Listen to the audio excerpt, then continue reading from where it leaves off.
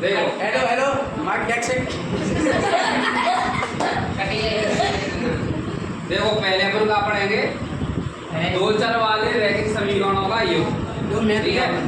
Pairs of linear equation two variable.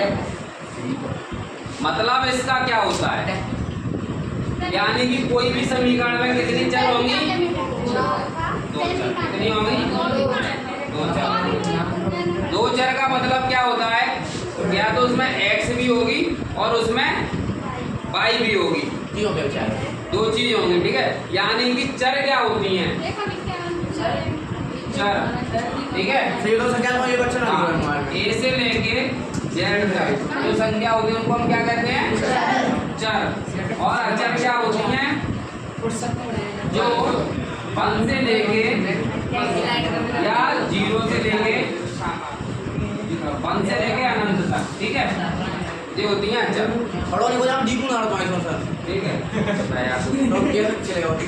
इनको कहते हैं वेरिएबल। क्या कहते हैं बेटा इंग्लिश में, वेरिएबल। इसको क्या कहते हैं, कांस्टेंट। क्या कहते हैं, कांस्टेंट। हिंदी वीडियो में अब दूसरी चीज क्या होगा इसमें, रैखिक समीकरण और युग्म। तो रैखिक समीकरण अपन कैसे कहते हैं, कैसे कहते हैं बेटा, हाँ बहुत बढ़िया। जिसमें क्या होता है, x की घात क्या होती है, बिल्कुल नहीं होती है, कोई x की घात 1 होती है, ठीक है। जैसे मान के चलो 2x प्लस 3x बराबर 1। क्या ये, चलो क्या ये दो चर वाला रैखिक समीकरण है, नहीं है, क्योंकि दोनों में एक ही चर है, क्या है, x है। अगर यहाँ पर हम क्या करें,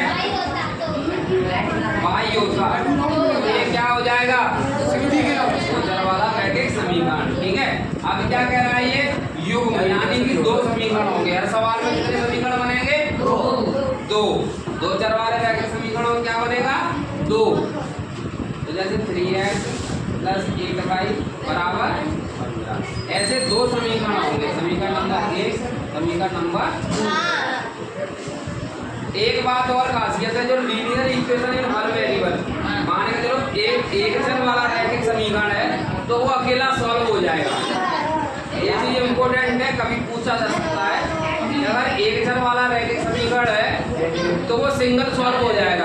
अगर दो चर वाला रैखिक समीकरण है तो वो सिंगल समीकरण से सॉल्व नहीं होगा, ठीक है। सिंगल समीकरण से सॉल्व नहीं होगा। दो चर वाले अगर रैखिक समीकरण है तो वो दो ही समीकरण होंगे। कितने होंगे, दो। भाई पढ़ ले बैठ के, भाई मैं देख देख के पढ़ा था, इतने बड़े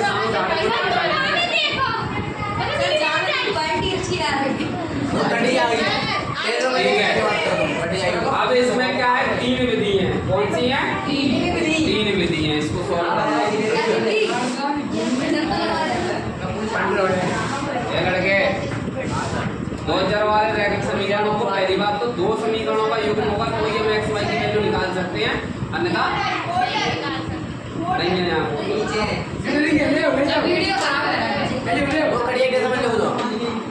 देखो क्या करेंगे हम, दो चर वाले रैखिक समीकरणों को 3 तरीके से सॉल्व करेंगे इस चैप्टर में। पहला कौन सा है हमारा, ग्राफीय विधि। कौन सा, ग्राफीय विधि,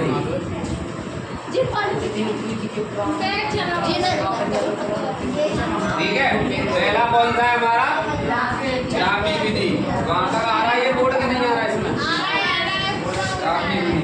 ये हमारी है एक्सरसाइज 3.1, ठीक है। ये हमारी कौन सी एक्सरसाइज 3.1। दूसरी है हमारी कौन सी, प्रतिस्थापन विधि।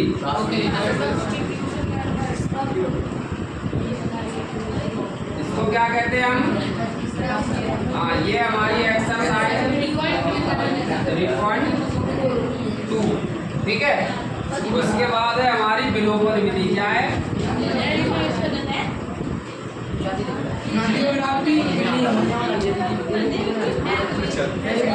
ये हमारी एक्सरसाइज 3.3।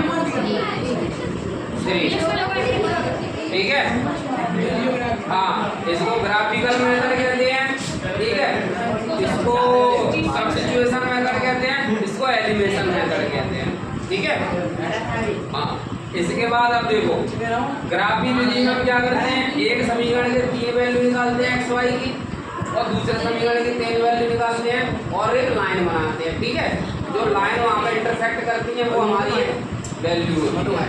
रही बात प्रतिस्थापन विधि की, तो प्रतिस्थापन विधि में हम क्या करते हैं, इन दोनों में से ये 2 समीकरण है, एक तीसरा समीकरण बनाते हैं, उसको दूसरे में रखते हैं, एक वैल्यू आ जाती है, उस वैल्यू को तीसरे में रखते हैं। ये होती है भाई प्रतिस्थापन विधि।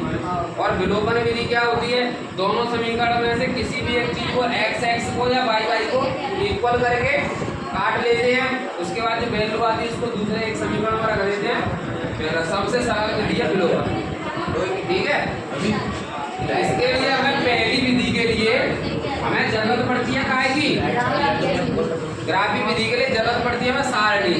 हमें पता कैसे चलेगा कि ये देखो हल एक ही कंडीशन में निकलेगा, इंटरसेक्टिंग लाइन होंगी तो प्रतिच्छेदी रेखाएं जब अगर होंगी तो ही हल निकलेगा। पहली विधि में क्या है, 3 चीज आती है तुम्हारी ग्राफी विधि में।